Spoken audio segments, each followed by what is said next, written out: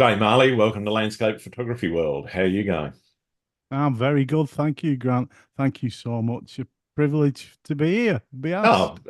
privileged to have you on board, mate. It's wonderful to get you there. I've seen quite a lot of your videos and listened to your podcast. So, for those that haven't caught up with the Marley story, why don't you start with who you are and why you're into photography? I'm normally the other side. I'm where Grant is, and I do a podcast. I have YouTube, and it all comes from photography. It all starts from creativity, which goes back in time many years to growing up with a granddad who was an artist and being in a family of artists and very creative individuals, and trying to find my way creatively over the years, missing out on the fact that photography was the one thing I wanted to do. I say missing out because I didn't pursue it like an obsession, which it is now.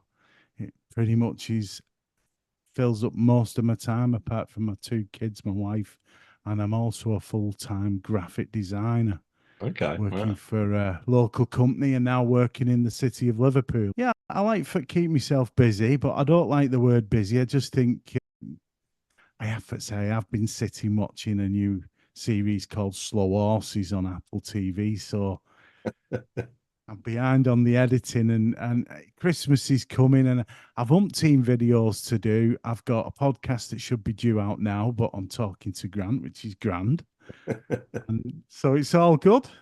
That's me, podcaster, YouTuber, full time working graphic designer, creative, bonkers for photography. Fair enough, fair enough. I noticed you got a keyboard there. Are you a musician as well? Oh, I just coming creeping in shot. That should have been a camera. That Okay. bit of a story behind it. I went out with a couple of pals I used to be in bands with, and we went watching a gig about a fortnight ago now. I like me progressive music, shall we say. And I Hmm. used to be in a band that did jazz, funk, and psychedelia and progressive rock and jazz. And the guys I went out with, I haven't done anything for 5 years. When I first started my YouTube channel, I used to do the music as well with my wife. So just over this side of the room is a two-tier Hammond and a two-octave pedal set because you feet. So yeah, music's always been around us, and since I was a kid, and I play synthesizers, and I've got it out again just this past week and been dabbling, and I've got some ideas for doing some new. I've got a video at my local stretcher beach at Formby. I've done a couple of non-talking videos, and but I've wrote a piece of music for it, and it's quite ambient, ethereal, and I want to tie some knots of music and soundscapes together with me walking along and filming B-roll, and of course a load of images and photography at the end. So Fantastic. Sounds like a great concept. yeah, I like for experiment, and sometimes I think it's just keep moving, being stuck in my ways. I like for be creative, and keyboard and playing and music and drawing and graphic design, it surrounds and connects the photography now. I Mm. photography was just something I did for fun, for family, holidays, and all that. And it progressively realizing that I was experimenting instead of taking pictures of people or family or events. Yep. I was off wandering in the woods or at a very early age doing that kind of thing. And of course, now I've just turned 50, and it's been about 10 years, the photography full on, 5 years of YouTube this year. Wow. And I've got lots of little projects. I like projects, Grant. Okay. Yeah. Yeah. Well, I want to talk a little bit about that. What started you down the track of getting into photography, but more particularly landscape? As you said, you'd find yourself wandering off. Was that sort of Yeah. where it started? I reckon so. Yeah. At an early age, my dad taking us through 10-foot high ferns in the middle of a forest, and him saying things to me like, you can't get lost. And I'm absolutely panicking at the age of 10, thinking, oh my God. But then walking out into an opening where there was deer and Yeah. just wild, and being quite told to shut up, be quiet, and hearing the sound of your heart and feeling quite exhilarated by nature, and having a camera with me at the time as well. I had a Fuji film camera that was an automatic. Okay. Yep. It's quite a special camera, that actually, because it f-stops and everything at that time. Well, it was about 10, 11, yeah, and that progressed, I suppose, throughout my life younger, but didn't realize it never. I was always looking for something I could do that I would love doing for the rest of my life, I could make money from. Sure. And I Sure. was so caught up in the idea of being a fine artist, being a painter, being Okay. an abstract expressionist, being an artist of that Giacometti, or just various. I've mentioned it before on other chats, and I talk about it a lot. Where I think art and photography, when I say art, painters and Yep. photography combine, it makes your photography better. I was so wrapped up in doing like Miro and Kandinsky and Gustav Klimt, and looking at all these different artists. And of course, I went through college and university and got into graphic design in a big way because I felt that was the way I could make money. And all the time I'm doing this, I've got a camera with me. And Yeah. back at Salford Uni, I was taking pictures of churches, stones, or brickwork, curbstones, grids, ironwork, and not realizing that I've been told sketchbooking, and I didn't know. And a little bit of street photography, and then Yep. Manchester in the 1990s was bonkers, so there was a bit of street photography involved in there with people in there. And I've never dug any of that stuff out. It's upstairs, and I should go back. Really, they've got contact strips everywhere and Yeah. bags of negatives that are all black and white, shot on Ilford 400 or something like that. It's a Yeah. Yeah. long time ago now. And I keep threatening. I've said many a time to people on YouTube and on my podcast, oh, I'm going to kickstart and do film again. And then slap my face and go, I haven't got the money for that. I nearly ended up with an enlarger and all the gear, but my wife said, you bring that back here and you'll be in the shed with it. So, Yeah. I can never see myself going back to film. yeah, It's just too much faff.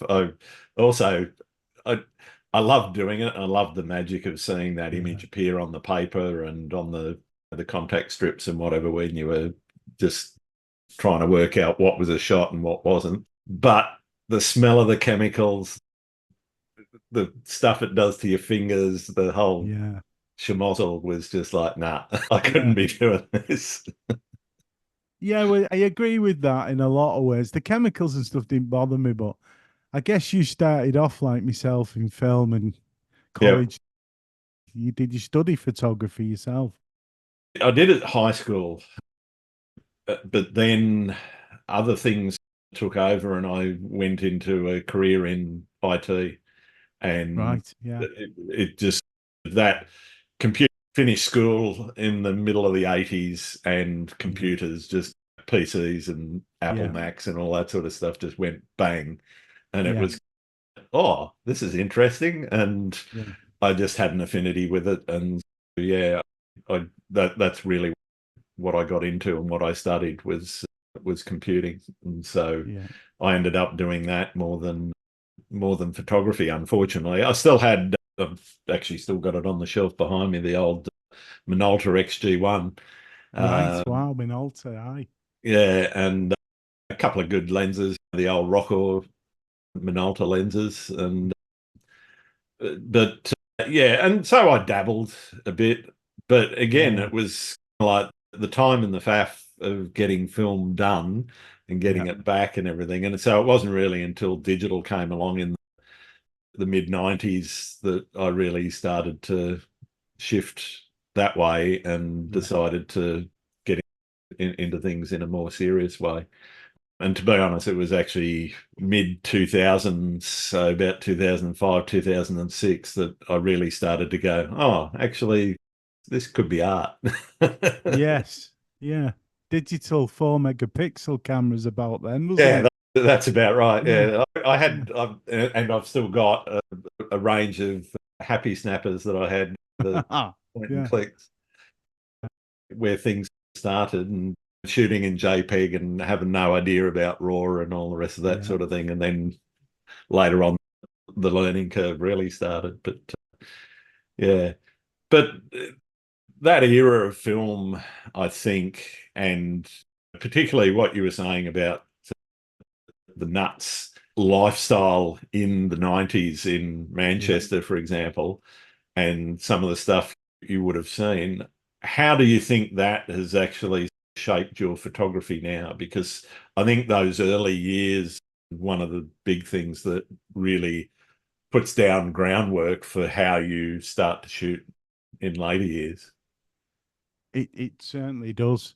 It was very transformative, possibly because I didn't have a photography background, that my photography now, I say a photography background, I think more because I was looking at certain styles of art Yep. influenced me. And then graphic design, especially in Manchester, with there was so much happening in terms of flat. We used to paint with gouache and do these Oh, flat styled graphic, almost rave scene flyers. I remember making loads of them and painting them on my walls as well. My mum used to go mad. I had flyers stuck all over my walls and of all the gigs I used to go to. And I was quite into the dance scene, Hacienda, and but even further afield, like Blackburn illegal raves and yep, yep, there's all that stuff going on. So I was right in it at that point, and it most definitely influenced me. And rules, abide by them, I guess. Like photography says we should. I tend to just be expressive yep. and look for something that I find as an aesthetic for me.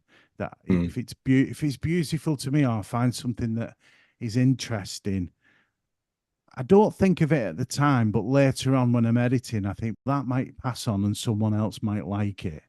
And Yeah, that's why I'm sharing it. I'm sharing it because I feel that I've created something that I find pleasing and then thinking I'll share that on. And that has become a constant thread with all my photography is this aesthetics. I'm not into seeing images that are difficult. okay. Not even if they're technically great or even like very complex scenes. I love chaos, Yeah, but what I enjoy from photography is something that, and it's not what a banger, but something that's it's got a beauty to it, a truth.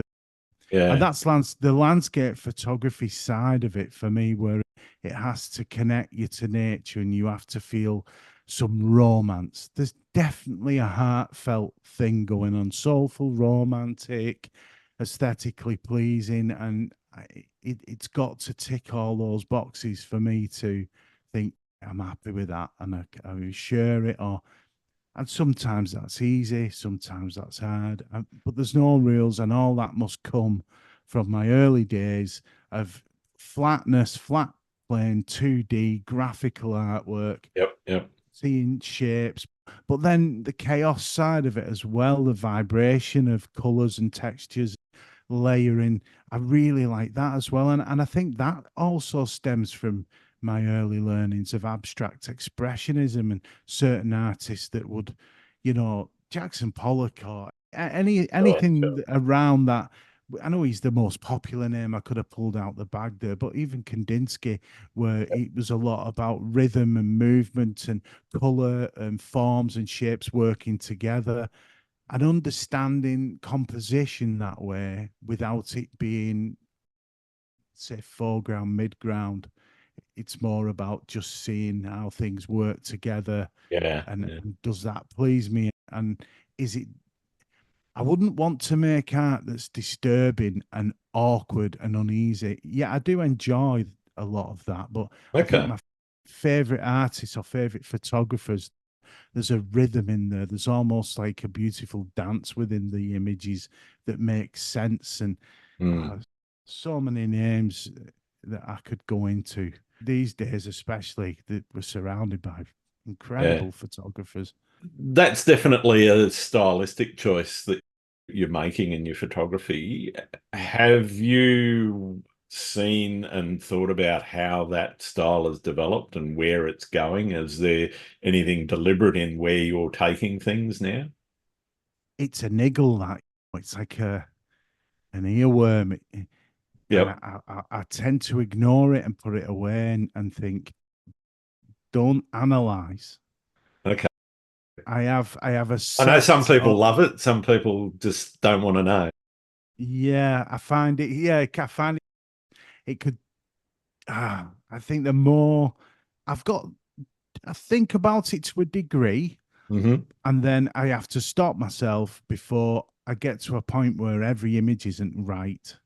Because I Yeah. think too many people see photography and see what they're shooting. Oh, I don't like that, and never do anything about it. And to me, there's a process of creating the aesthetics, getting it to a point and going, that's it, I like it, done. That's it. I like move on. These Oh, pictures yeah, move behind me. on. Yeah. Yeah, these pictures behind me that I've put, these are fresh set of pictures that I'm looking at the minute.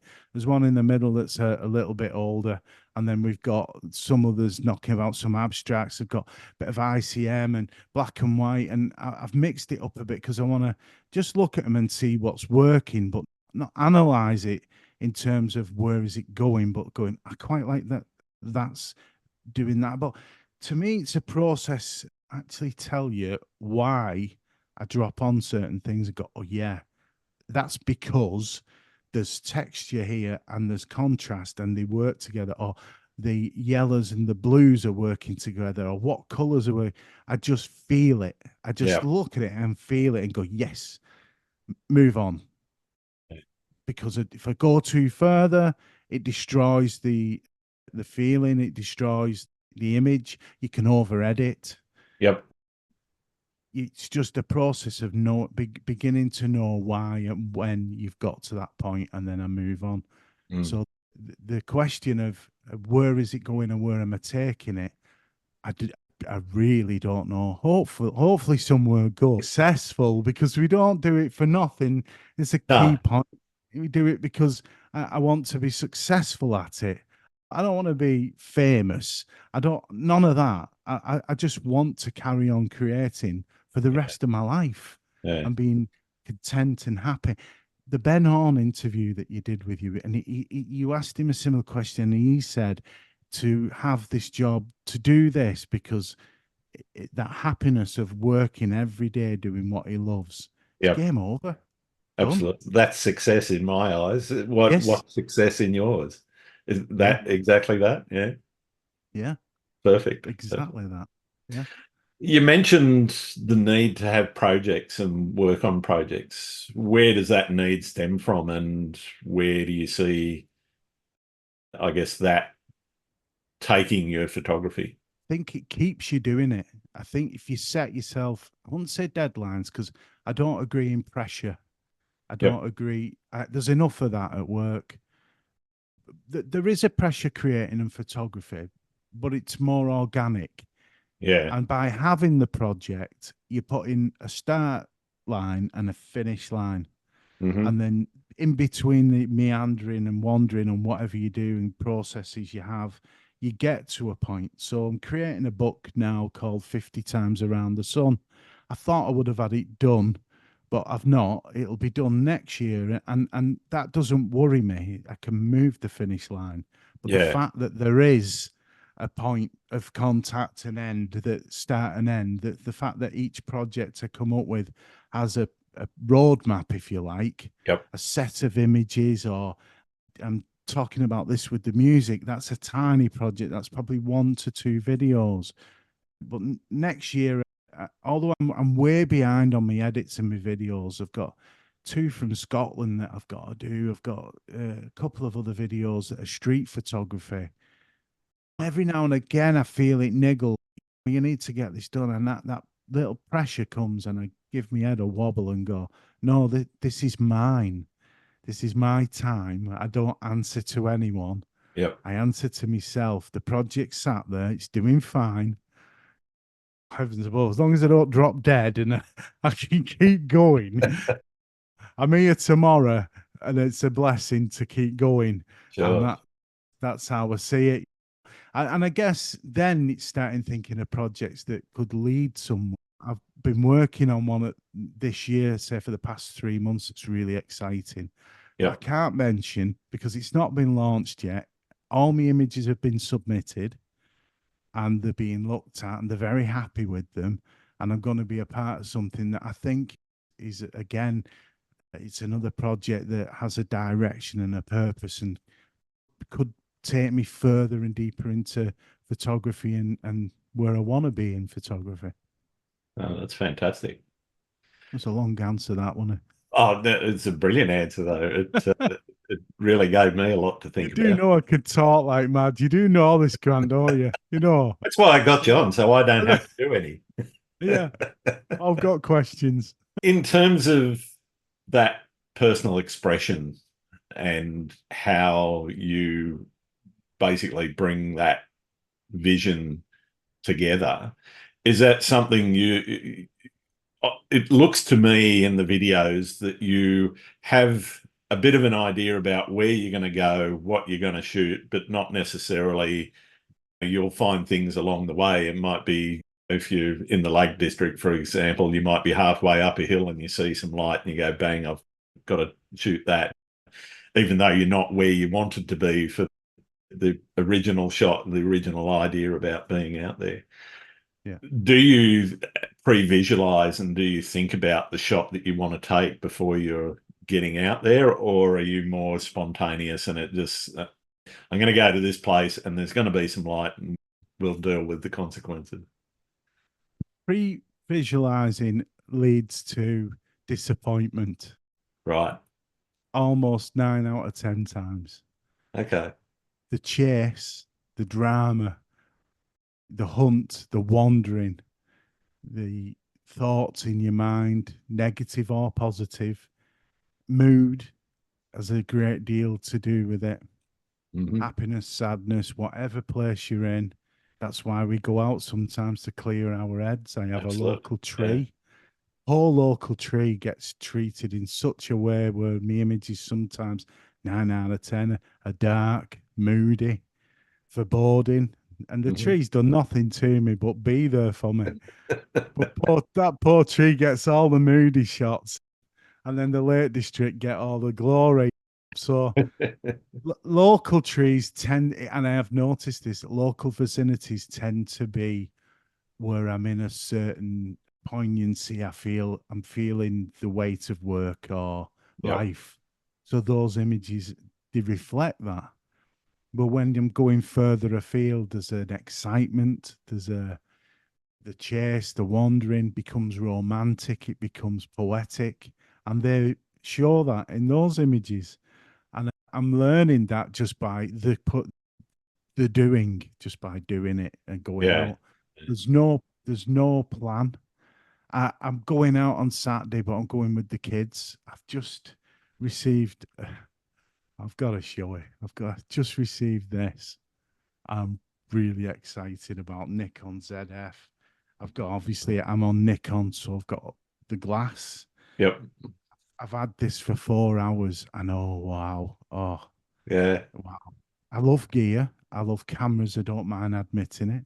I've got myself a Ricoh GR3 as well, Mm-hmm. and that's for street photography. I'm loving that. I've got my Z7 for really big. Again, not what people think. Not for print. For experimentation, breaking Okay. the rules, cropping, using different aspect ratios, which is something when I'm out, not preconceiving, but when I see a scene, I start putting frames around things. I Mm. start thinking, this is square, this is 4x3, this is 5x7, this is, I start seeing 16:9. Before I've even got the camera to my eye, this might be from my graphic design background. I don't know, but I can see the frames. I can see where the branches or the mountains or the clouds or wherever fit within and the foreground, etc. position things simply in the third a lot of the time Yep. and work from that Mm. formula, but very basic. Then whatever happens, and that for me is the key to my photography. It's lovely to just be carefree in all weathers as well. Workshops are fun because I have locations I take people on with workshops, Yep. but I experience what they experience because I don't know where I'm going. I do know I'll have a selection of places that I think a crutch, if you like, Right. where I think I can take them there because I know there's a shot. Yeah. But Yeah. but so far, and I've done quite a few over the past, I say I've been doing them now for 2.5, 3 years. Hmm. I started by calling it an experience because I didn't want to say, "Oh yeah, I'm Charlie Big Tog. I know what Yep. I'm doing," and it's about coming out with me and experiencing the landscape and having your camera, having a laugh, having fun, and that's developed now to the point where I've got more confidence. I obviously have been shooting for a long time. I know what I'm doing with the camera, and I don't mind admitting it a bit now because originally I was quite like, "Oh no, I'm not technical." Yep. But really, even though I'm saying that now, I think it's not about the technicality, it's about expression, it's about what. So when we go on a workshop, I like for tech folk out where I'm experiencing it real time with them. Yeah. As the light changes, as the weather changes. And I went out with a gentleman a couple of weeks ago, Andrew. It was fantastic. I'm saying it was fantastic. We met up at 6 o'clock in the morning. It was pitch black and absolutely lashing it down with rain. And I thought, this will test because Yep. I knew there was a couple of shots in the rain that had worked. There's a pine tree out Sure. on the lake. So the rain works like fog and mist. And we got there. And anyway, he was well up for it and he did really well. And we experienced some very bad weather for the first 2 hours. Incredible though, the rain went and then we were in cloud and it was fog and mist. And that change was in 4 hours was spectacular. And you Mm. can't help but get caught up in that. And I think then for me, that shows to the client, to the workshop that this is real. This isn't about taking you to a place where there's tripod marks in the floor. Stick Yep. your tripods in, point at that scene. We're going to find and work a scene, and Yeah. it might not always work, but I guarantee people you'll come away with 5 images that are of a level that you think, yeah, I'm happy with them, Yeah. or maybe one portfolio shot is a good day. That's one of the things I like about workshops that I run, Yeah. particularly, Wow. is Yeah.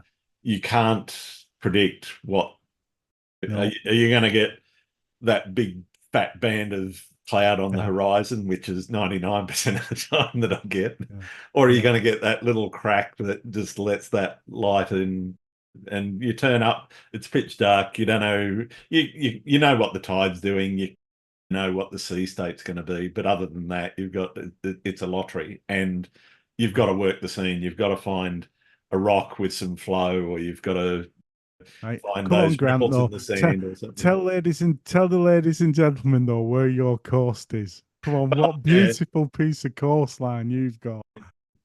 it does okay. I wouldn't mind a crack at it. Uh, Oh, it's here. yeah, I'm It's not coming. going anywhere. That's true. Yeah. But it, I think that experience that you described is really a big part of what makes photography so fascinating Yeah. for people is that unknown. You know that there's a shot, but you've still got to actually work it and you've got to make it and you've actually got to build a composition because yeah, anyone can point a wide angle at a large scene and go click, happy days, I've got some nice light. But when you're talking about something that's going to be a little bit more intimate, finding a tree in the fog with Yeah.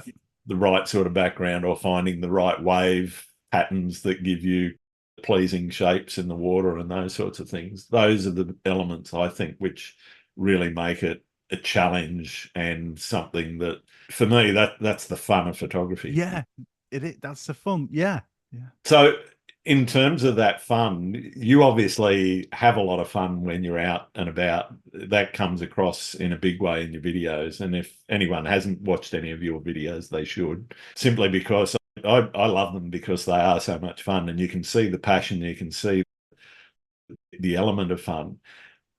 Is that sometimes you're doing that on your own, sometimes you're doing that with others? Is that something that bouncing off other photographers and bouncing off other people is more enjoyable, or is it something that you just got to get on with? Or do you enjoy that, getting out on your own and digging into the landscape for yourself? Which is the way that you prefer to go? Again, it's mood. It depends how you're feeling. It depends. What do I want to do next week? What am I thinking? What's going? There's a couple of places I've got in mind that I want to go to, that I will be going with people, because I want to share the experience. Or it's a walk, a hike, like good friends. I did Helvellyn. They Hmm. got me up there. I wouldn't have gone up there without them.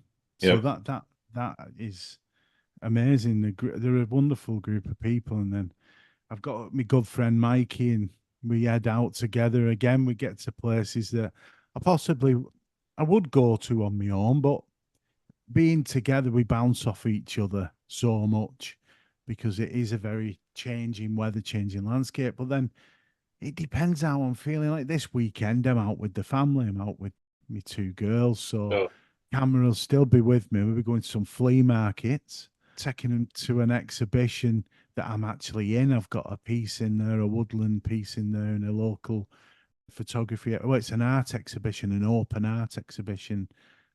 Luckily, I said luckily, the quality is very high, and I got highly commended for that. nice. Yeah. Yeah, my kids want to go and see it and see what dad's done. So we're going doing that. But I'll be taking the camera with me. And this is how it goes. So next weekend, it's obviously we're 22nd, 23rd, Christmas. Poppy will go out on the Saturday. And no doubt that 23rd, I'll be on my own, because I want to go out with this ZF and Yep. get some miles under the feet. I've been a bit stagnant of late with my walking, and I need to get out and do a few miles. So I think I'll be on my own then. But then in between Christmas, I'll no doubt be meeting up with people and getting together and going doing some walks and photography. And then next year, I've got a couple of times I'm out with, already organised, when I'm going out with people and Yep. other photographers. And I've noticed as well, collaboration doesn't have to have. We live in a world where it's I scratch your back and you scratch mine, Yeah, very transactional. Yeah. and it leaves a bad taste in my mouth. That, Mm. because I struggle with that. Maybe I'm old fashioned here. Maybe I need to get with the program. But you've asked me to come on, and I know it's just to have a chat because you've seen me knocking about. You, thank you very much, and it's wonderful. And I think that's a great way of doing it, and that's how I like to see my podcast. Is I have a genuine understanding and thirst for the creativity. Yep. And it's the same when I go out, for instance, as a gentleman called Gary Goff. I go out Yep. with him Yep. sometimes regular, and he's forever pushing and trying to get me more subscribers and things like that. And he's such a gentleman. Well, I don't do it for that. Because I do it because we have a laugh, we have the crack, Yep. and we take good pictures. And I like to think he gets something from me and I get something from him in terms of inspiration or Sure. ideas or Sure. creativity, not subscribers, not influencer. I won't swear, but you know what I'm saying. I do. I know exactly what you mean. Yeah. Companionship and being with like-minded creatives is great. It really is. Absolutely.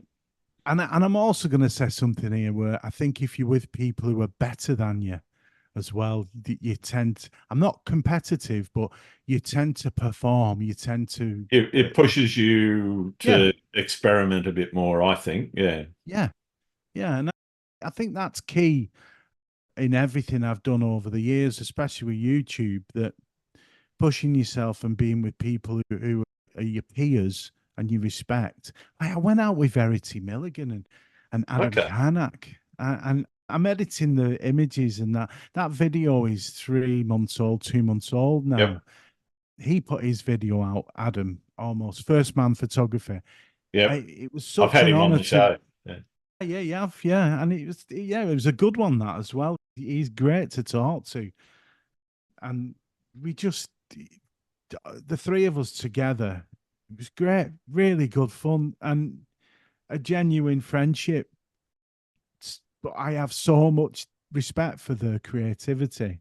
Mm. And then seeing him work in the field and the way he put B-roll and pieces together was just like, wow, whoa, Yeah. whoa. It was almost a sleight of hand the way I saw the video, and I was like, wow, I remember him filming that and Yeah. how he's put it together and how his mind's thinking of the story and how it comes together and develop. And that was just wonderful experience, but not just that, it was wonderful just chatting and having a laugh as well. Absolutely. Verity's compositional skills and her eye and the way she sees things was just like taking us around this woodland was just so meaningful and Mm. great feeling at the end of it, coming away and thinking, I want to do that again, and we're going to meet up again, and we are going to meet up again, and there's no agenda, there's nothing, but we all just want to be creative and Yeah. then and Fantastic. share a bit of, we talk about the world, don't we? And we talk about what's Yep. going on in life Hmm. and share that. And I've completely forgot what your question was. All right. So have I. And I've got the list in front of me. Just on Verity, I don't normally talk about who's coming up, but I've actually got her Yeah. coming up Oh, in brilliant. about a month or so. Yeah, I haven't recorded that one yet, so I'm really looking Yeah. forward to talking to her. I think her stuff's absolutely amazing. I'll ask you another question. Let's forget that Go one. on. Obviously, you're a great communicator. Do you attribute, so I think you are anyway, do you attribute any of your success to that ability to communicate? And I don't just mean in being able to talk, but visually communicate, which is really what we're trying to do, Yeah. photographers. I wouldn't be, let's face it. And I've not got a big, I say I've not got a big following. Some people might say it is. And so I personally think what I've got, I've worked damn hard for, and it's been Mm. slow. I'm coming up to 8,000 subscribers. And people say the numbers shouldn't matter. They do. The numbers do matter because it's effort and effort put in.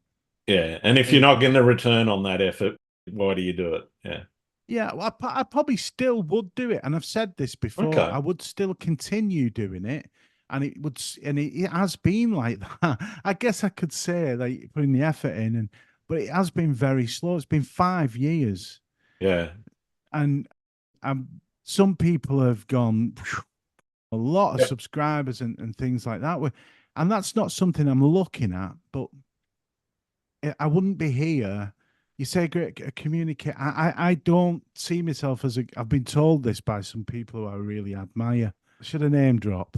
Yeah, go for it. I got talking to this gentleman when we was at Lockhinch at Margaret Soraya's festival, Yep. and I'd already interviewed Sean Tucker on the podcast, had a chat, and Sean came to do the talk, and I was doing a talk at this show as well.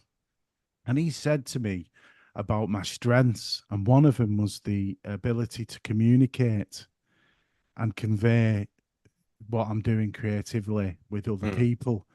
And it was like a light bulb. It was like someone hit me, Thor hit me with his hammer, and just boom, my head wobbled, and I was like, no way, yeah, that's it. That's what I've been doing. And strangely enough, Grant, I didn't even realize that I was doing that. I was just doing what I loved. And so the videos you get your critiques and people like that, but I don't really care because they're not meant to be planned. They're meant to be just what they Sure. are. It's all about the photography and job done because I'm here. I've met some of the greatest photographers in the world, I consider. I've had the privilege to spend time with. I've been in places that I could only dream of getting to without YouTube or without doing the podcast. This opportunity has come from that medium. And I guess that is because I'm communicating to people what I'm doing. So Yeah. I don't consider myself, I didn't consider myself that, but now I'm starting to realize that is something I need to focus in on more. But I don't want it to tarnish or interfere with the photography side of things. So it's Sure. Yeah. getting the balance right. So where did YouTube start for you? What prompted, all right, I'm going to start a channel, I'm going to start vlogging or whatever you want to call that side of the photography? You were obviously out taking photos already. Where did the desire to record what you were doing kick off? There was I say a movement. It was a movement. There was quite a few people that I'd got to know by following their channels. James Burns. Yep. There was a gentleman called John Aswell who had a group called Landscape Photography on YouTube UK, and that was quite big. There was quite a lot of vloggers on there starting off. Yeah. I met quite a few friends on there that I've done other things with since. I could see what they was doing, and I wanted to go and do podcasts. And I'd said this that I want to do podcasts. This is what I'm going to do. I'm no good. My accent and the way I talk, for one, being very broad, and I'm trying to keep it under control tonight. That I'm not Ebar Gum talking all northern. I didn't think it was something I'd do to be on camera. And then there was a gentleman, Stephen McNally. We went out together up to a place in Yorkshire with the camera, my first video I ever made. And I Mm. just did it on a phone. And it felt great. It felt right. When I watched it back, it was cringing. I've left that video and leave all my videos up there because Yeah, I sure. guess it shows that progression. And that was it. There was no thought into it. It was just right, I'll make another one and then Okay. another one and then another one, and that's all it's been for 5 years. Is just continually going around. I'm going to go and make a video this weekend, and to the point where now I go out and make that many videos. I can't. I've got, I think it's 8 videos backed up that I've not edited. Okay. Wow. Thousands of photographs. So it's becoming work like. But we're back to that thing again where I don't let it get on my shoulders, and I think, it'll be all right. Yeah. I can put an autumn one out next autumn. There'll always be another one. Yeah, yeah. Or whatever. I've put summer ones out. The Blackpool one I've just put out was blazing sunshine, and there was snow on the floor when I put that out. It doesn't Yeah. matter, does it? No, It that's probably, the thing. It doesn't matter. yeah. It does for YouTube and ratings and algorithm Okay. that people watching. Yeah. People are thinking this guy's putting things out from summer. He's not with the season. So everything. So this is another spin-off part here. Everything, isn't it, these days has to be done the day you do it. I've got Oh, to do a story. I've got yeah. to film myself now. I've got to put it out now. One of the people that was a huge influence on me is Thomas Heaton. Yeah. And Yeah. very early on, I was following him and Adam, First Man Photography. I was probably one of the first viewers. There was a handful of us, and that they were Yeah. starting off. And of course, they grew quite quickly, but we were a part of watching them from the beginning. They were a massive influence on me, especially Thomas Heaton back then, and a gentleman called Paul Johnson. Okay. And Yep.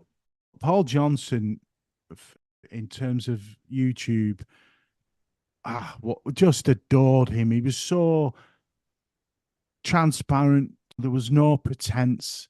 He was great to watch, entertaining, down to earth, and a damn fine photographer.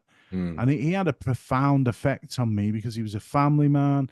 We were similar in a lot of ways, and him and Thomas Eaton. But now Thomas Eaton, he's obviously, I don't think he's doing these daily videos because he wants subscribers. He's doing it as a challenge. He's Yeah. doing it because he loves doing it for stars. Clear to see with that last video tonight he's I put was going out. to say, looking at them, he does want like he loves a challenge, but Yeah. I can also see in behind his eyes, he's not actually loving doing that daily vlog thing. Yeah. Yeah. Yeah, there's a bit of, yeah, I can see that. Yeah, I there's a don't know whether struggle it's the, there. oh my God, I've got to do another one tomorrow. Yeah, yeah. I think giving himself again, it's the project, isn't it? Giving himself that challenge Yeah. and doing that is interesting. But we're in this world where everything has to be done the moment we do it. Mm, mm. And I struggle with that because I tend to just I do it and I leave it to one side, and I think I like in my mind it's fermenting. It's going to get better with age. I I think also the romance of the time you're out in the landscape, and when you come back a month later to edit the videos, you've romanticized it a bit. Yeah. Yeah. It's Okay. become the realism of the day, especially if it's bad weather. You can be down on yourself, but when you come back to it a couple of weeks or a month later, you see the images with fresh eyes and go, and you forgot that you was cold, you was wet, you thought you wasn't getting anything, it was a Yep. failure, or all the negativity, or whatever's going on at that time, or even you might be exhilarated and you think, wow, that was amazing, and then if you go at them straight away, you're disappointed because you think, oh, they're not that good. But if you Yeah. leave them for a week or two, you come back to them and think, actually, oh, I've got some. Oh, do you remember that light? Yep. And then it kicks it all off in your mind, and there's this flourish of enthusiasm. So you then edit and create. So that's where I'm at tonight. I've just been editing a lot of tree images that are just in autumn when I was out with Verity and Adam, and then going back and seeing them with these eyes today was, oh wow, I've just seen another composition that I didn't think about at the time as a Oh. square crop and black and white. There was a scene with all these thin birch in the background and a Mm. heavier weighted birch, probably about, say, half a foot to a foot thick, Yep. dark. And the darkness leaving the back. And at the time when I shot that, I could have deleted it, it'd have been gone. But I came back and went, no, if I just raise the highlights, raise the shadows, and just play around with the blacks. Whoa, that's a nice black and white. Stop. Done. Move on. Done. Yeah. So Yeah. that's how I see that kind of pressure, and that doing that is not to do it instantly. Cool. You talked a little bit about how you started there in video. How much effort for people that are thinking, oh, yeah, I'll start my own blogging and whatever. The thing I always look at, and to be honest, it's one Yeah. of the things that's stopping me from doing that sort of thing, is all the B-roll of having to go and walk up the hill, place the camera, walk back down the hill, walk back towards the check the video. Did that work? Oh no, I tripped over on the way up or whatever. Go back down the hill, walk back up, reset. How Yeah. much effort is there in the field when you're actually putting it together? And then obviously then Yeah. there's the studio time of actually splicing it into a meaningful story that you can actually consume. Yes. For people that are starting out, it's possibly a daunting task. Again, it's the same thing as the photography. If you really get wrapped up in what you're supposed to do. Mm-hmm. So I'm supposed to put the camera, walk past it, go and pick it back. You're supposed to film all these different B rolls. I don't do that. And I guess this is probably why I'm crap. Don't get the usual audiences because I just, I'll do B roll if I feel it's right. Or if Yeah, I'm right. talking, I'm jangling, as I say, if I'm going on and talking, I'll leave it in and cut it down or whatever. So the, I don't feel, oh, I need to get that leaf moving in the wind. Or if the leaf's moving in the wind, it looks good, I'll film it and I'll put Yeah, it right. in. The amount of times I just leave B-roll on the cutting room floor because I think, God, that's boring. Do I really need to show me reaching in my bag for the 50th time? Do I need to show me putting the camera on the tripod and screwing up the tripod head? No, I don't. And I know these things tell the story. I Sure, sure. understand filmmaking. I understand it all. But a lot of the time, I choose not to because I just, you can do, this is the thing, Grant. You can do what you want. There's, Yeah. Yeah. You've just give yourself a set of barriers and rules. Remove them all. Get your phone, whatever camera. I vlog on my phone again. I've gone Okay. full. I've had all kinds of cameras. I've wanted to get the blurry, what they Phone call cameras it. are so good now. Why wouldn't you? Yeah, yeah, yeah. The iPhone 14 Pro that I've got is fantastic, and it's so reactive and quick. Mm. Where I'd normally go out when I've shot with the GoPro in the past, I'm never happy with it. It was always crashing. But although I slag GoPros off, they are brilliant for vlogging. They Yeah. are a great way to start off. I've had proper cameras. I've had Fuji cameras where you need filters on to control the exposure and shutter speed. And then there's the talk about the rule of 20, 30 frames a second. You need to Yep. be at 60. No, no frames. No. All this jittering. Oh, you look like you. No, don't watch with me that. You're Okay. watching it on YouTube. Most people are watching it on a phone. Yeah. If you're Or lucky, they're watching it on a phone, maybe an if you iPad. yeah, if you're lucky they're on an iPad, or if you're even lucky you're on a big screen. Yeah. I watch all my vlogs I do on it on my TV. 55-inch TV, Yeah, yeah, snap. Yeah, sitting on yeah, the couch. exactly. Yeah, and it's great. It really is. But I bet you're not sat there thinking, oh, he's at 30 frames a percent. Is he doing it at 1/60th a second? Or I don't care jittery about there. this. Yeah, I No. don't care about the frame count. No. So unless I we're do gonna care start, about the resolution sometimes. When yeah, someone's yeah, filmed something in 480p, it's like, oh, come yeah, on. yeah, yeah. I'm still to move to 4K. I'm happy at 1080 unless I crop in. And there is a couple of my videos. That's where the iPhone does let you down in low light and certain conditions where Yeah. the video quality drops off and it can be a little bit mushy or soft. And then I think, do you know what? I'm gonna leave it in because it's part of the video that I like or the story or whatever. But the key to the answer to the question is the age old Nike, just do it. Yeah. Really, it really is. Get rid of all that pressure, get rid of all them preconceived ideas and thinking, I need to do this. Just film it. But think about it. Keep it simple. Make sure your head's in the frame. Yep. Like our heads here now, they're pretty much where we want to be. You don't want to be filming your vlog like That's right. that.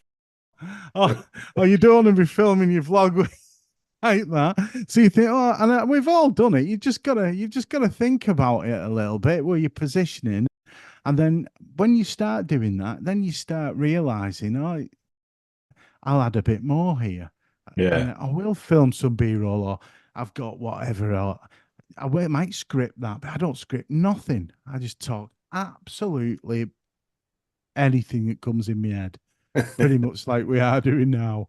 I've thrown my script away, so I'm here, good man, brilliant. dear. I guess one of the things that really comes across in the videos, as I said, is your sense of fun and personality. How much importance do you think people put to that now? Because I see a lot of people that get very serious about their photography and oh, it's meant to be artistic and all the rest of this sort of thing. But I think some people also they get a bit precious about it. I don't see that in you, and there's a lot of people I know that aren't like that in photography circles. But I guess how do you keep that sense of fun? Is it just the pure enjoyment of doing it that Yeah, keeps it yeah, rolling? yeah, yeah. The enjoyment of doing it, not stuck in an office, or it just feels right. It just feels like natural. But I do take my photography very serious. I am. I worry sometimes that the personality, or I don't even see it. I don't even know. I'm just doing what I love. I'm just having a laugh and enjoying myself. But the photography is very serious to me. It is. It means everything to me. So I Yeah. don't want to mock it by being an idiot in front of camera. There has to be a certain, again, amount of emotion in there. It is quite emotional being in the landscape, Mm. seeing the landscape transform and seeing how light plays out, or or maybe doesn't, as style storms can arrive, and all of this is it's got all the answers to life, everything we need to know about the way we conduct ourselves, adversity, everything is there, and that part of me, the seriousness is there always. The pictures mean so much to me, but then I think if I'm recording and I'm not going to stand there and be. Sometimes I'm conscious of the fact that I might be overdoing it, and Okay. but I'm not doing it as a performance. It's happening. I'm not performing, and then I'll think about that sometimes and think, "Oh, am I getting too carried away?" And I won't swear again. I just sod it. I'll just Oh, it doesn't matter. It's an fuck adult it. podcast. I don't. When you start letting thoughts creep in, when you asked me earlier about do you like analyze, you think about where it's going and stuff. Yeah. It's exactly the same with this. If the moment you start thinking about who you are and what you're doing, the essence of who you are and what you're doing is gone. Yeah. If I have to start thinking I'm making a fool out of myself, I wouldn't do it. Yep. So I just think I'll do whatever I'm doing. And when I'm editing it, I have a point in my head where I think there's a crude meter. There's a level of like where I'll think I've gone too far there. I've mentioned too many rude words or I've said too many things. Like the Blackpool one, I cut the crap out of that because the guy I spoke to on the streets, he was blue as could be. Yep. The things he was talking about, I thought I cannot put that in. I have You get people demonetized watching. now, don't Yeah, this is another thing as well. But this isn't about the police of what's right or wrong, or like Sure. YouTube has come. This is more a moral thing from myself, my Yep. upbringing, where I think I've gone too far. That's all right for that moment with that person, but once it's on film, once you've caught it, if you publish that and put it out there for everyone to see, so Mm. many people could take that the wrong way. It could upset people, and that's not what I'm about. I want to have a laugh and have a good time, but Yeah. there's always a consideration there, but not to analyze. I think that's a road traveled. You'll be lost. That'd be it. Be game over. My YouTube would probably die a death if I had to start thinking about things. And Yeah. so, what is what you get with me? There's no. I'm not pretending. I'm not acting It in the light. certainly comes across that way. You seem I very genuine couldn't and rehearse that, could you? probably not. I want to move on to photography and in particular landscape photography's place in society. What do you see is its place? And I'm thinking in terms of how society relates to landscape photography. As a landscape photographer yourself, there's never a lot of money in it, so you're doing No, it for love. yeah, Do you feel the love back from society? it's a good question. I think it's become a commodity. It's just take it or leave it now. It's there's that Uh, much of it, and there's that much of it now that is it even real? yeah, I found a site where you can actually upload one of your images and it'll analyze it and tell you whether or not it's a AI or human created image. And Yeah. it was one of my seascapes that I'd taken, I think, about 2 days before. It was a single frame, and it was 95.3% AI created. Oh That was my! their probability. Wow, that's shocking. Now that Actually, could just mean it's a crap tool and it doesn't really do much. yeah. But They're saying that there's a lot of talk about AI at the moment where they're saying all this is going to happen, but really it's not cutting it. It's miles off. oh, It really. absolutely, absolutely. But then in a shallow from a really not shallow. What's the word I'm after? In a quick flick point of view, which the society we live in now. That's why I say landscape photography is just thousands of images. Yeah, You scroll through a million a Yeah, minute. Yeah. yeah. And the AI mixed in with that, no one's noticing. No one's seeing that mountain is a bit odd, and why have they got six arms, and why I saw an image the Yeah. other Count night. my fingers. Yeah, yeah, yeah. There was an image of someone said it was a giant sausage roll in the streets of London in the 1920s or something, and all these people lining it, and they didn't have heads. They were all suited and ties, but the heads were squashed. It was so weird to see. Yeah. But if you didn't look at the image and you just flicking, you'd see it and go, "Oh wow, look at that," and flick on. Yeah. But the image was just, it was oh, what's the word I'm after? It was a representation without the full details in there, and that was wow. That was a big realization that it, it's like ourselves now. You're listening to me talking, which again is a privilege to come on and talk about yourself. Everyone loves it. Let's face it. So looking at an image and seeing images, it takes a certain time and consideration, doesn't it? You've got to stop and look, and no one's listening, no one's stopping and looking and seeing. Say no Yeah. one. I'm generalizing massively there. Sure. Of Sure. course people are stopping and looking. Of course people listen, but it's almost a programming. We're becoming like programmed to not listen to each other, to Yep. not communicate because we're on devices, so we're not looking eye contact. And I think landscape photography's gone very much that way, where you could see if we didn't know Ansel Adams' name and we didn't know a famous photographer, you'd just skip through his image and go, "Oh yeah, that's a Yeah. That's nice. Zion." Yeah, and it's like probably one of the greatest images ever taken. But on Instagram, it'd be like, "Oh yeah, it's all right." Art is the art of looking, isn't it? In a gallery, you'd purposely physically get up and go to a room Yep. and look at things, Mm. and that part of it is what makes it of value.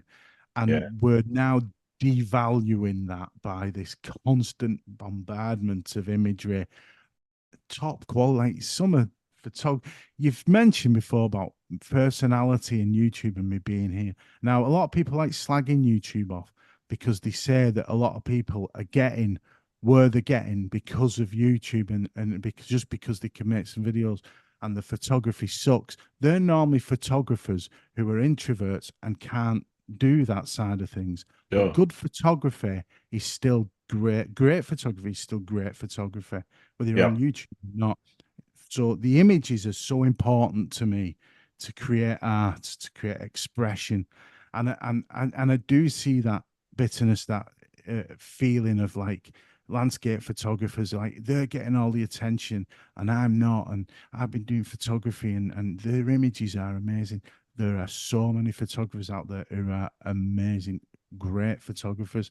It just so happens that within that society we live in, the stories, quick, get it out now, they get the attention. This is why I struggle with it, because it's a constant battle of attention. And I don't, I need to get attention to progress, but there's a level of attention, isn't there, what you're seeking?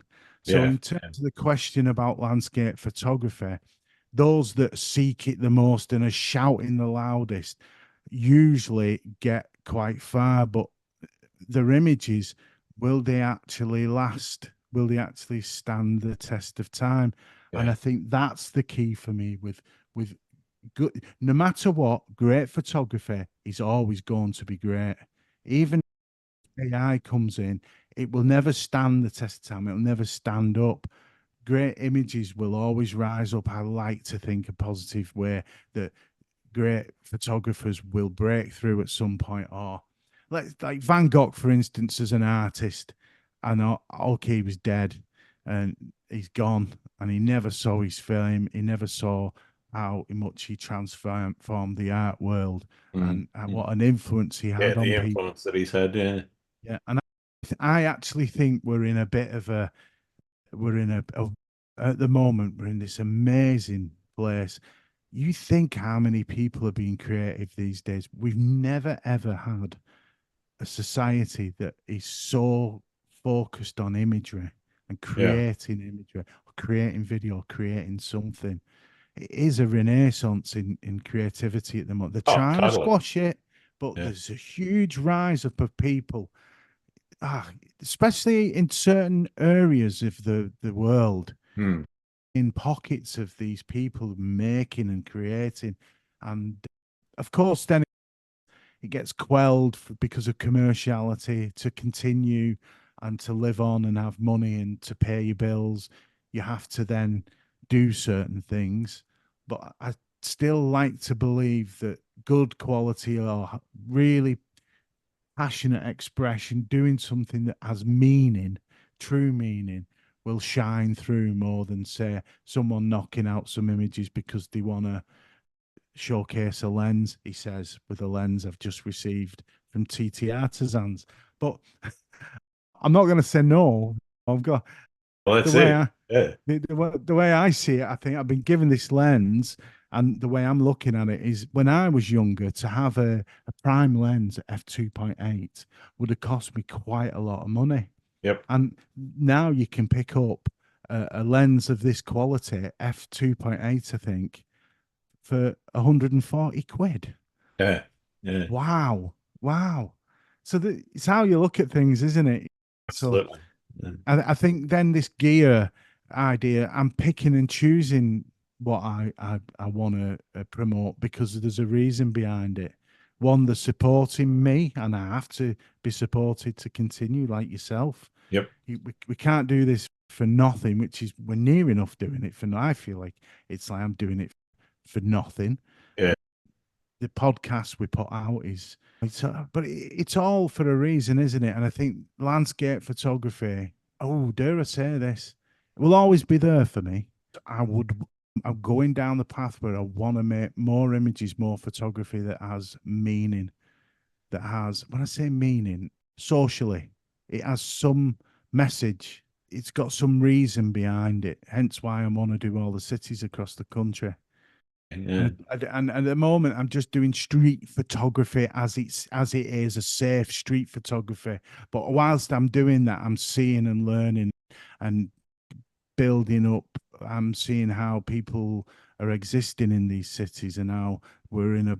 There's a lot going on that needs representing and showing homelessness and things like that. I'm not going to go down that road of homelessness, but there's definitely, at the moment in the UK, a crumbling of the cities.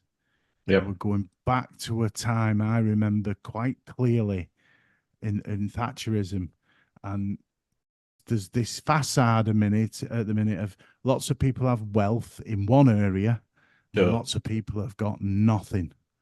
And Yeah. I'm seeing that my photography, I'd like to go further down that road and seeing how it can represent this inequality Yeah. and give meaning to what I'm doing. Yeah. Fantastic. That Yeah. that in itself just sounds like an amazing project. Yeah. Yeah. Yeah. Tough. Yeah. Definitely. Definitely. In terms of where you like to shoot, obviously you've talked about the local trees and the Lake Yeah. District's obviously a honeypot location. Uh, I've been there. You can't beat it.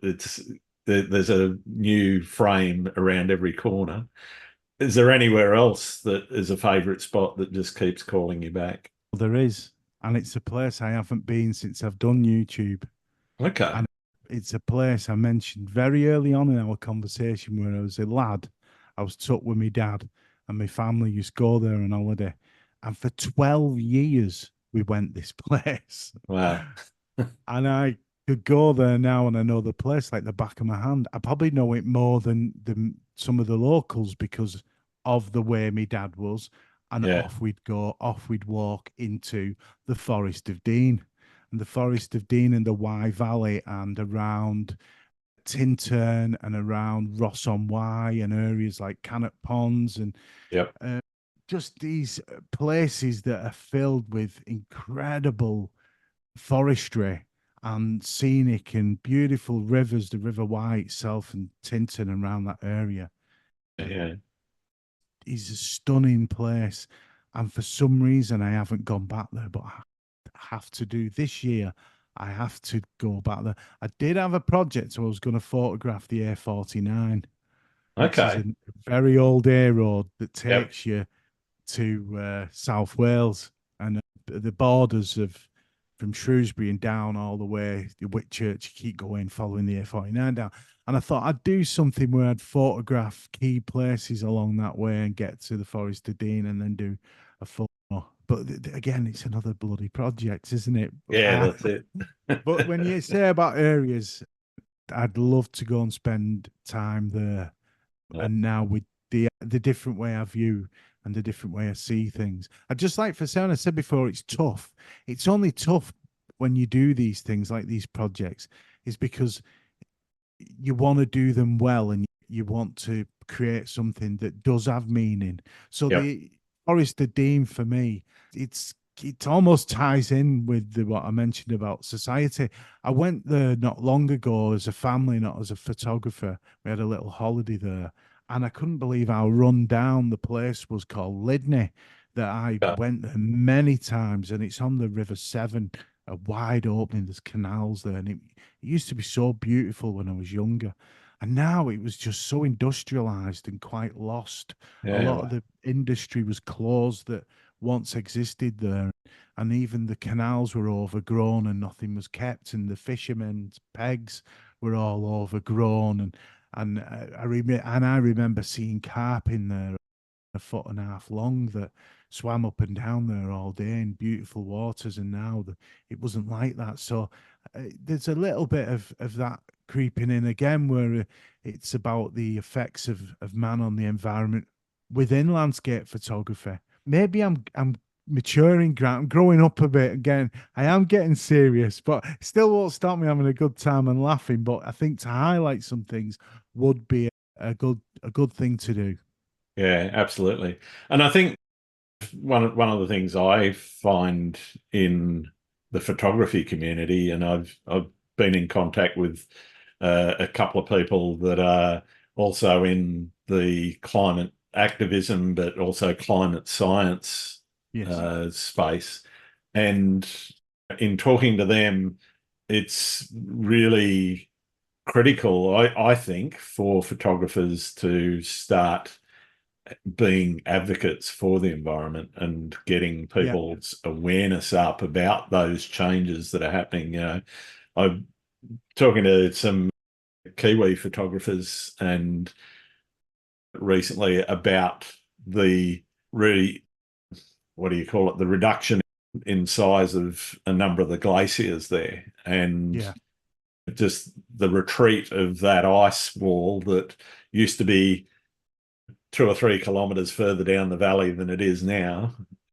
It's just, if you're not documenting that, you're not showing people what's Yeah. going on with that. And it's not about necessarily showing them a horror story, but I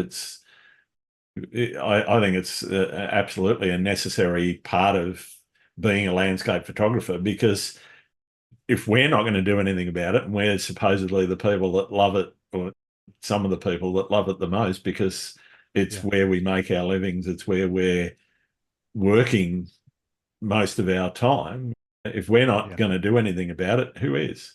I think so. There's two ways to that, and I got this when we was in lockdown. I wish I'd have gone out and photographed more when we was in lockdown, Yeah, and I could kick my. I don't have regrets. I can't stand the things. I regret not going out and walking around the town. And you could do that. People just didn't want to. I regret not getting out more and doing more of that time. And I think yeah. that had a played on that like you say, the glaciers. I don't want to be someone that stands on a soapbox though. I just want to No, point my camera at it. I want to just point my camera at different things now compared to what I am doing and what I was doing.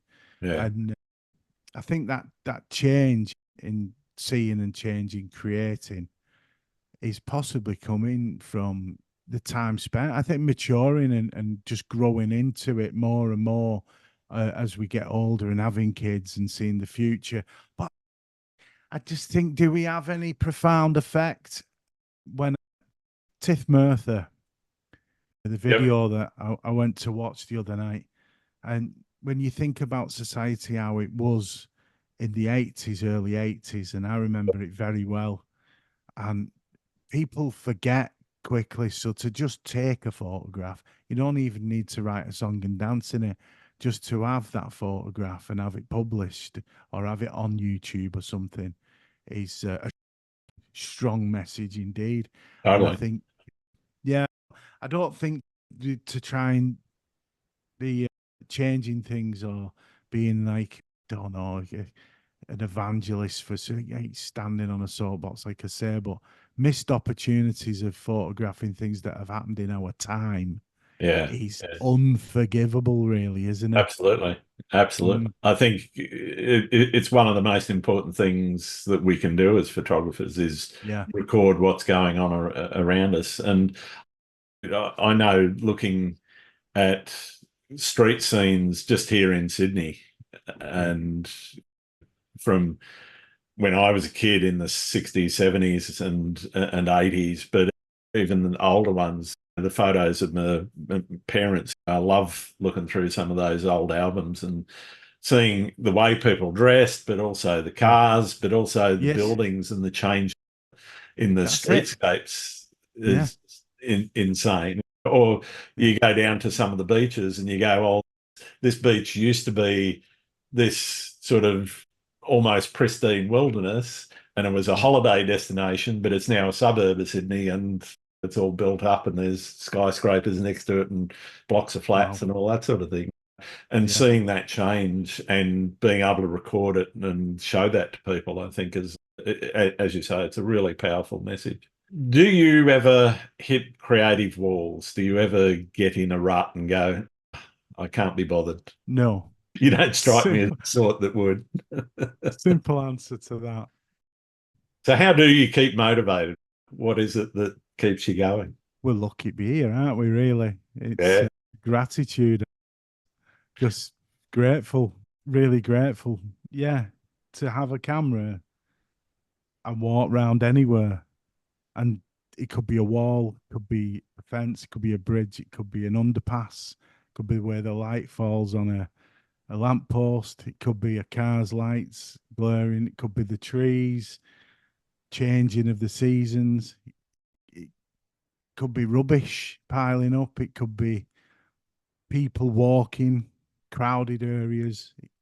I yeah, could just keep listing things. It could be that shelf behind you where it's like a Pete Mondrian abstract. It could be anything, going in, going out, wider. I like I know it gets said a lot, but you get your tight shots, your mids, and then your wides, and that I think just constantly doing that, looking in, looking out, looking in, looking out. As soon as you pick the camera up, just start. You feel yourself changing the way you're seeing, and then yeah, that's the motivation.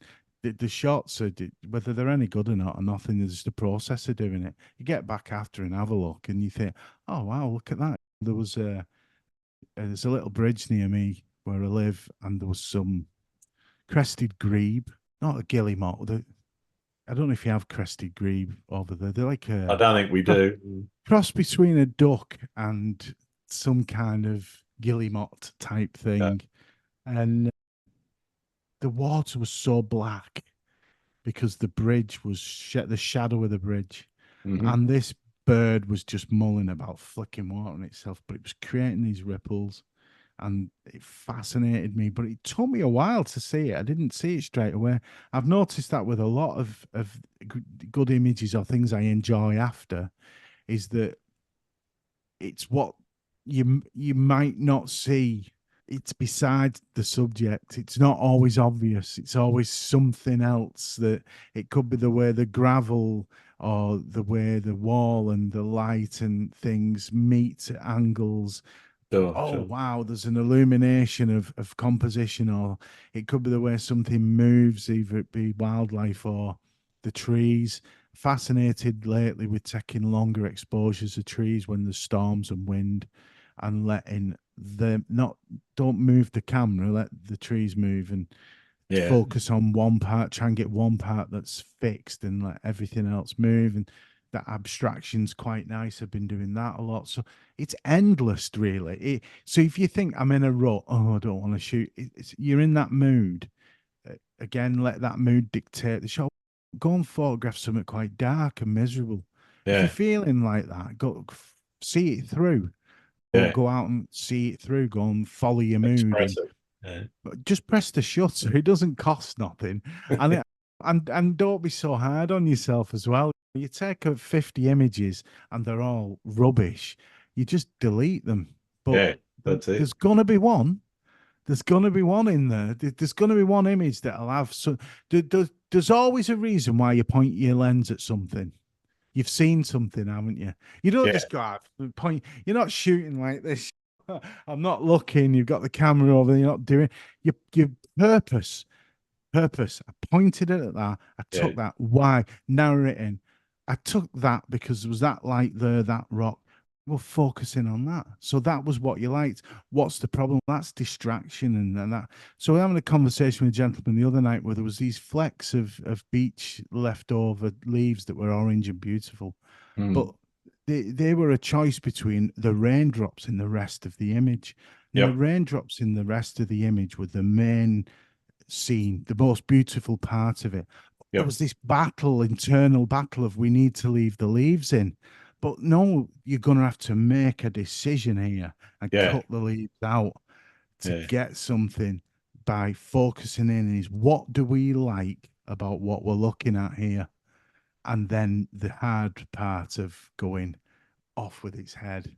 Forget the preconceived, forget this idea that you had. Really look at the image and find what you liked about it and what you connected with and Yeah. focus in on that. Remove distraction, and what you're left with is then one of Yeah. those 50 images that you thought I couldn't take nothing an hour ago. You might end up with something that's your best image you've ever taken. I say this, I've got an image in front of me, and I know again the rules are cropping. A 45.7 megapixel camera.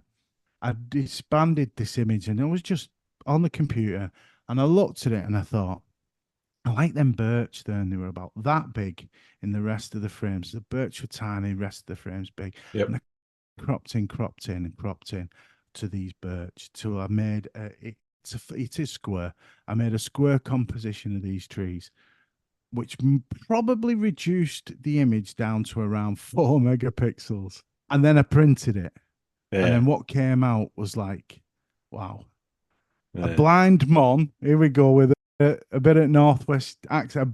A blind mon and a galloping horse wouldn't know that I took that down to 4 megapixels from this massive image. Yeah. And that to me is expression, creativity. Forget the real book. Look at why do you like it? Focus in on it and make something from it because it's a wonderful world we live in, really.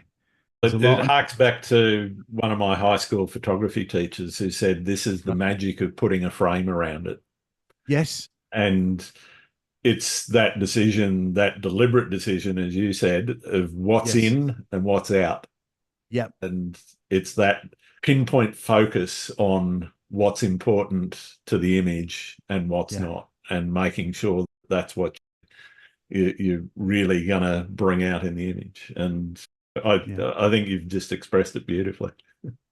Oh man, thank you very much. Your teacher was a belter then. So you was privileged there to have a teacher like that. Uh, I think it's a key point, isn't it? That was that at high school or yeah, that was high school. Yeah. wow, So it's one of the wonderful. things that's stuck with me ever since. And that making those decisions about what's in, what's out. And that extended into the dark because in those days it was all film. There was no digital.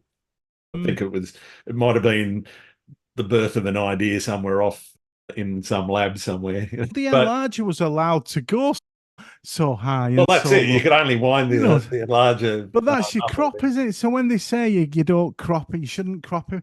That's what your enlarger was doing. You was getting bigger for and Exactly. Yeah. burnishing and dodging and burning with bits of card and your Yep. hands and bits of wood and but that process, I think, like yourself, like your teacher, there, I think that's maybe where it stuck with us. That Oh, definitely. yeah, Definitely.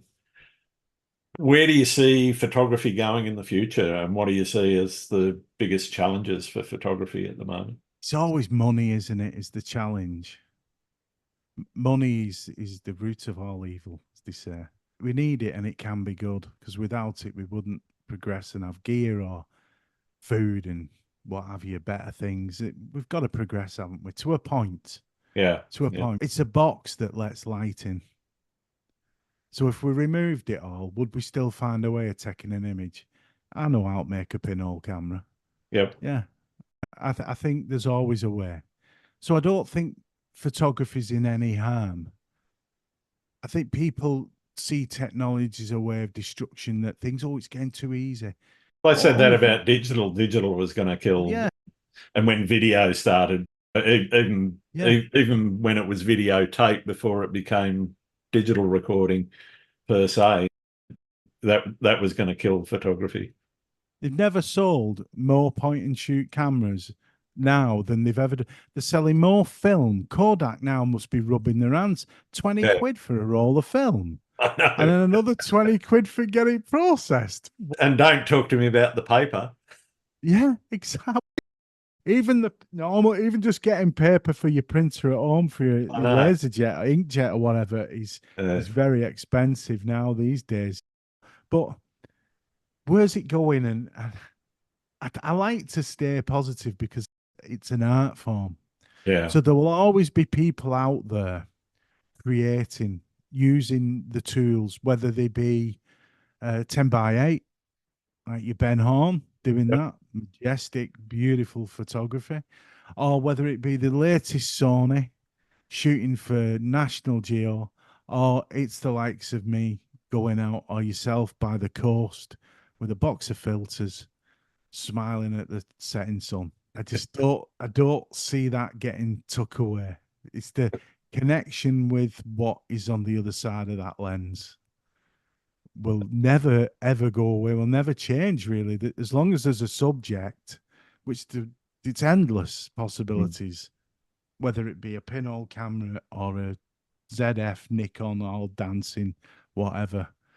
But it doesn't really matter. They're just the tools to get the moment that is aesthetically pleasing. And that's the way I see it, and the way I'm going to go forward with it is it's about creating art, Yep. expression, and hopefully someone connects with it.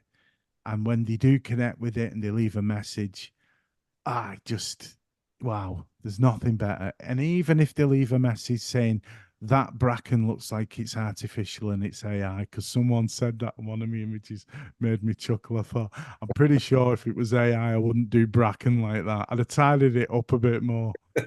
Oh, Yeah, I would have made it look nicer. yeah, the dirty, rotting, dark brown and orange leaves all mulched together, and I was like, "Oh yeah, it's fake. It's made it. Yeah, it's AI." But it just this temperament, I think, is the thing. There's a temperament, isn't there, to Yeah, people, and that temperament, as a creator, as an artist, as like we are, where we're meeting people who are doing what we do. I'm guessing you've found, like I've found, a lot of similarities. And I'm guessing yourself, you have a lot in common with everyone as well, because you do photography. absolutely. Absolutely. And I think you expressed it really well earlier. We're in a renaissance now, and Yeah. in my mind, I don't see people or people that want to create something from stopping doing that.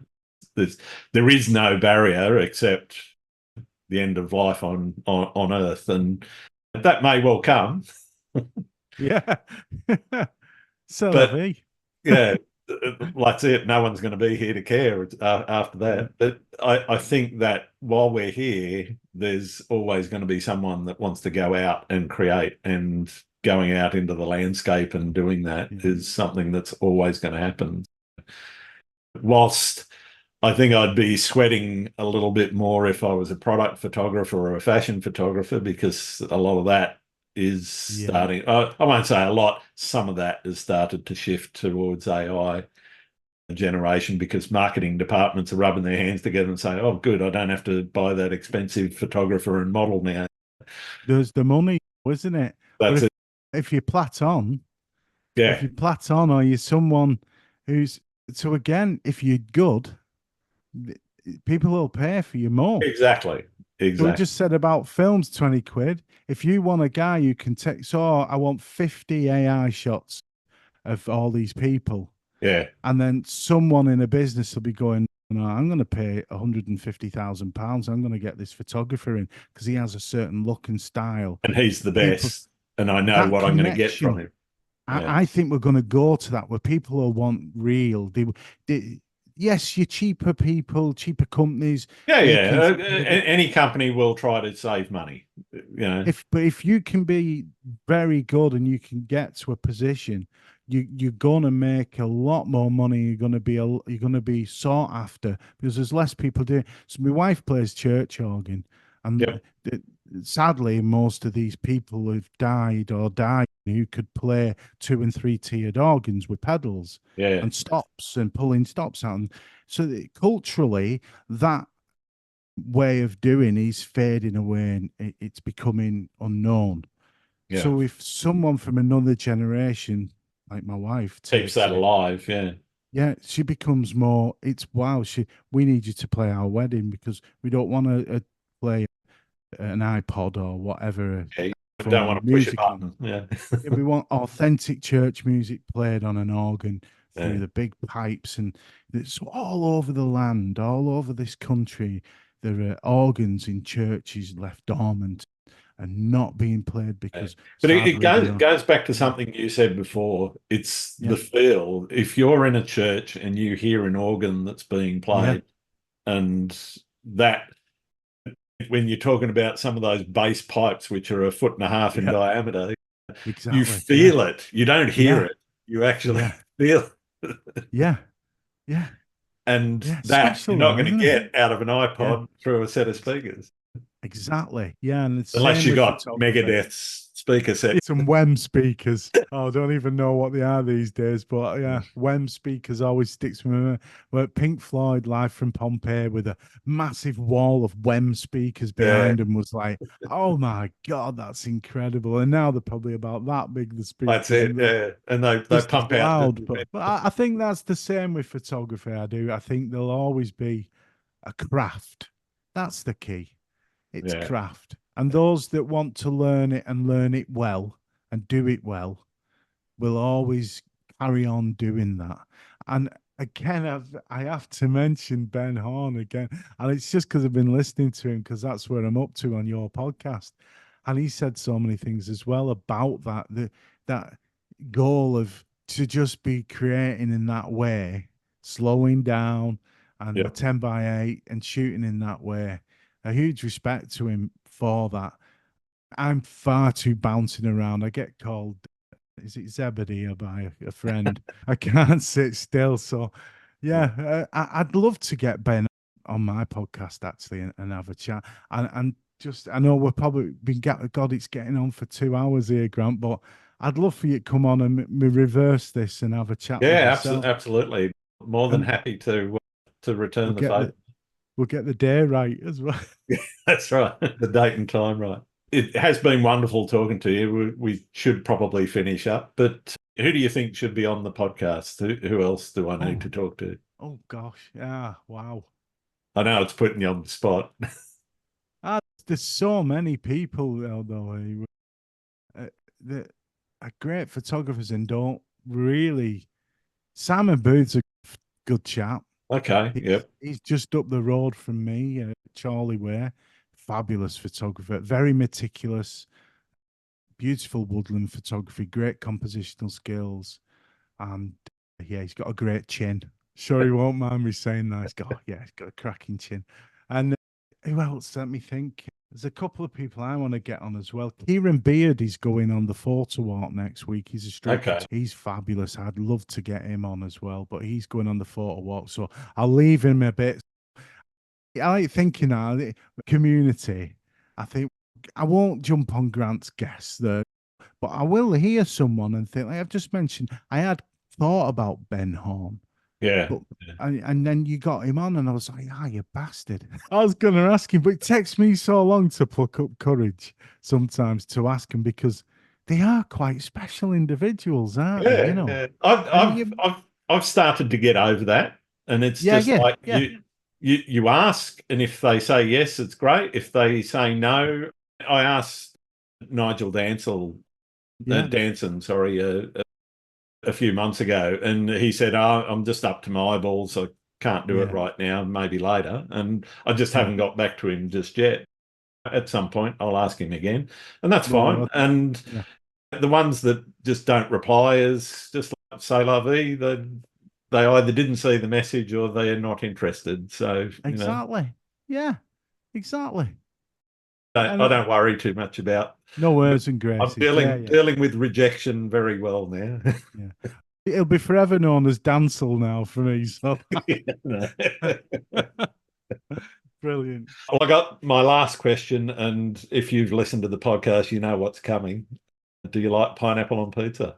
I laugh my head off at this because I can't stand pineapple on pizza. And I thought he's going to ask me that. And when you said, then you know what this question is. No, I don't like pineapple on pizza. It's not. There's no place for pineapple on bloody pizza. As I keep saying, I'm in neutral. If it's there, I won't take it off, but I won't Yeah. order it. Oh, that's controversial. Leaving it on. Oh, But I know. the But thing is, if you leave it on, it leaves that little yellow square where it once was. And it's still there, that taste. When you think, oh, I'll take it off, and oh no, still it's taste the pineapple. soaked in. Oh no. It's got to be tinned pineapple though, because it's in the juice. Otherwise, if you just put fresh pineapple on, it's just not quite the same. You can keep your pineapple, Grant. Thank you. All right. It's been really wonderful talking to you, Marley. I've Oh, thoroughly enjoyed it, and I hope you've enjoyed being on the show. Where can people find your work? yeah, malleyphotography.co.uk. And that links out to everything. I'm also on Linktree. The address to that, I don't know. It's a silly one, Linktree / Malley Photography. But I'm on Twitter, Facebook. I'm on Blue Sky now, Vero. Okay. Um, I'll have to find bit you on of Blue Sky. bit I'm of on there as everything. well. Yeah. Oh, you on there? Oh, I'll have Yeah. a look. I've only just joined it this week. It's an interesting place. Yeah, Um, it is interesting. It's a yeah, little bit quieter than some of the others at the moment, yeah, but it's yes, growing slowly. Yeah. yeah, yeah. What's the other one as well? The new one. I'm on that Threads. Threads, yeah. Yeah, yeah. Yeah, I just post the same stuff across. Depends what my mood texts me, what I'm sharing. I might share one thing here, one thing there. yeah, I Um, might change it up a little bit, but I usually go yeah, the same across all. Yeah, yeah. it's just easier. So I say Marley, but it's spelled like the country, MALI Fair enough. photography.co.uk. That's me. All right, brilliant. Thanks very much, mate. Ah, no, thank you, Grant. What a privilege. Great to chat. Oh, don't you just love talking about yourself, though? Thanks, no. All joking aside, that was great fun. Thank you. Thank you. Thanks again for listening to Landscape Photography World. I hope you enjoyed the show, and keep listening because I'll be joined by some great guests in upcoming episodes. You can find my work in this podcast at grantswinburnphotography.com.